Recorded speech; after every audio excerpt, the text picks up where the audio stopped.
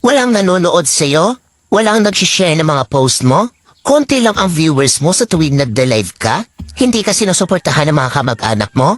Kaibigan mo? Kakilala mo? Kapitbahay mo? Pinagtatawanan ka dahil sa pag-reels mo? Pinagtatawanan ka dahil sa paggawa mo ng mga content? Ito ang tatandaan mo. Huwag kang huminto. Huwag kang susuko. Huwag kang papaapekto sa sasabihin ng ibang tao tungkol sa'yo.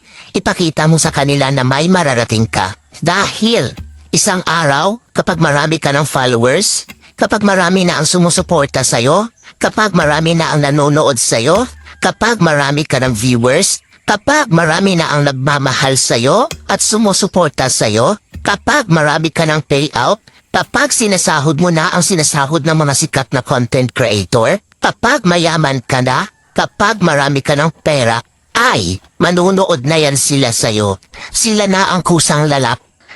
Kung gusto mo umangat, siguraduhin natin nag-iiwan ng baas.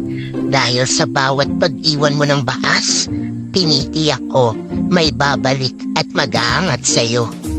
Luksana 88, nasa comment section ang link.